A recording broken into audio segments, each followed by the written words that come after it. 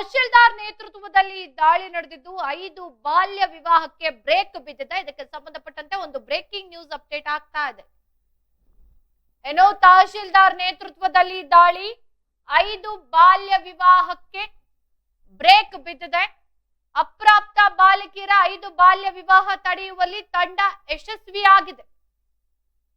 ಬೀದರ್ ಜಿಲ್ಲೆಯ ಬಸವ ಕಲ್ಯಾಣ ತಾಲೂಕಿನಲ್ಲಿ ನಡೆದಿರುವ ಘಟನೆ ಇದು.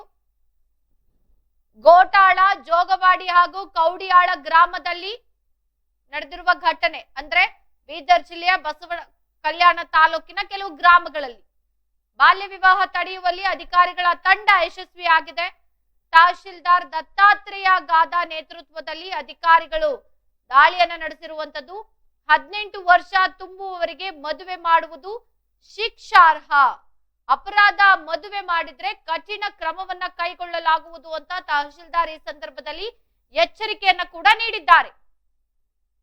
ಏನೋ ತಹಶೀಲ್ದಾರ್ ನೇತೃತ್ವದಲ್ಲಿ ದಾಳಿ ಮಾಡಿ 5 ಬಾಲ್ಯ ವಿವಾಹಕ್ಕೆ ಬ್ರೇಕ್ ಬಿದ್ದಿದೆ.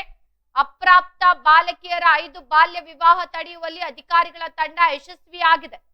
ಬಸವ ಕಲ್ಯಾಣ ತಾಲೂಕಿನ ಗೋಟಾಳ, ಜೋಗೇವಾಡಿ ಹಾಗೂ ಕೌಡಿಯಾಳ ಗ್ರಾಮಗಳಲ್ಲಿ ನಡೆಯುತ್ತಿದ್ದ ಮದುವೆ ನಿಲ್ಲಿಸುವಲ್ಲಿ ಅಧಿಕಾರಿಗಳ ತಂಡ ಯಶಸ್ವಿಯಾಗಿರುವಂತದ್ದು. ಗೋಟಾಳ ಗ್ರಾಮದಲ್ಲಿ 3 ಪ್ರತ್ಯೇಕ ಸ್ಥಳಗಳಲ್ಲಿ ನಡೆಯುತ್ತಿದ್ದ ಸ್ಥಳಕ್ಕೆ ಭೇಟಿ ನೀಡಿದ ತಹಶೀಲ್ದಾರ್ ದತ್ತಾತ್ರೇಯ ಗಾದ ನೇತೃತ್ವದಲ್ಲಿ ಅಧಿಕಾರಿಗಳ ತಂಡ ಮದುವೆ ತಡೆದಿದ್ದಾರೆ.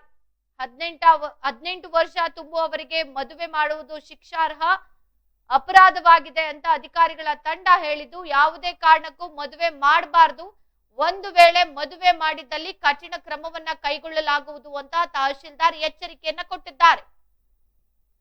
ಇನ್ನು ಈ ಸಂಬಂಧ ಮತ್ತಷ್ಟು ಮಾಹಿತಿಯನ್ನ ಕೊಡ್ಲಿಕ್ಕೆ ನಮ್ಮ ಪ್ರತಿನಿಧಿ ಶ್ರೀಮಂತರಾವ್ ಇಂಚೂರೆ ದೂರವಾಣಿ ಸಂಪರ್ಕದಲ್ಲಿದ್ದಾರೆ. ಇನ್ನು ಶ್ರೀಮಂತರಾವ್ ಇಂಚೂರೆ, ತಹಶೀಲ್ದಾರ್ ನೇತೃತ್ವದಲ್ಲಿ ದಾಳಿ ನಡೆದಿದೆ. 5 ಬಾಲ್ಯ ವಿವಾಹವನ್ನ ತಡೆಯುವಲ್ಲಿ ಯಶಸ್ವಿ ಆಗಿರುವಂತದ್ದು. ಅಂದ್ರೆ ಆ ಕುಟುಂಬಸ್ಥರಿಗೆ ಏನ್ ಎಚ್ಚರಿಕೆಯನ್ನ ಕೊಟ್ಟಿದ್ದಾರೆ ತಹಶೀಲ್ದಾರ್?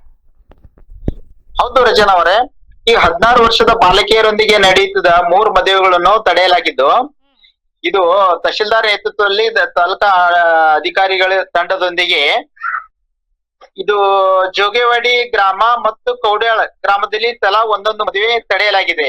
ರಚನಾ ಅವರೇ, ಈ ಅಪ್ರಾಪ್ತ ಬಾಲಕಿಯರಿಗೆ ಮದುವೆ ಮಾಡಲಾಗುತ್ತದೆ ಅನ್ನೋ ಖಚಿತ ಮಾಹಿತಿ ಮೇರೆಗೆ ಹಠಾತ್ತನೆ ತಹಶೀಲ್ದಾರ್ ನೇತೃತ್ವದಲ್ಲಿ ದಾಳಿ ನಡೆಸಿದ್ರು. ರಚನಾ ಅವರೇ, ಬಾಲಕಿಯರಿಗೆ 18 ವರ್ಷ ತುಂಬುವವರಿಗೆ ಮದುವೆ ಮಾಡುವುದು ಶಿಕ್ಷಾರ್ಹ ಎಂದು ಪಾಲಕರಿಗೆ ತಿಳಿ ಹೇಳಲಾಗಿತ್ತು.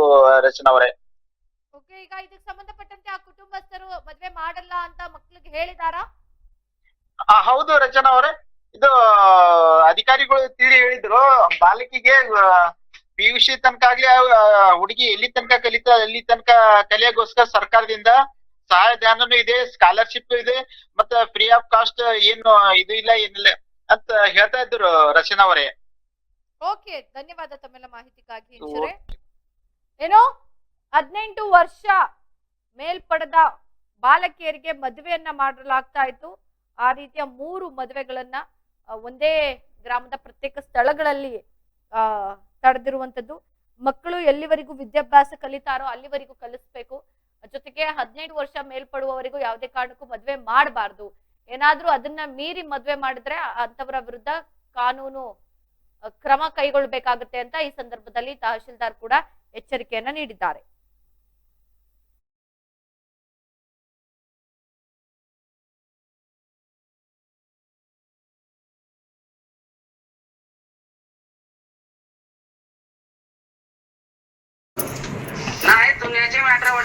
आला आम्ही सगळे, आता तुमचं एकाच नाही तर 4 आहेत, 4ला बी सोडणार आम्ही. ते तुमचं आम्ही जेवढा हे करा, आम्ही ऑलरेडी पुरा टीम आहे. आणि का दुसऱ्याला बी आम्ही पुन्हा सोडणार, कोणचं लग्न होऊ देणार. बघा, लग्न होऊ नये, पुरा टीम आलेली आहे. चांगला नाही तर एफआर होतं बघा लग्न झाल्यावर. आपण वय झाल्यावर लग्न होते सर. 18च्या नंतर करा बाई. 18 वर्ष 12वीला, सध्या 12वीला परीक्षा चालू आहे 12वीची. बोलतो थोडं थांब बाई, थोडं थांब बोललो. ठीक आहे, तुम्ही या, तुम्ही उद्या या इकडे पंचायत मध्ये या.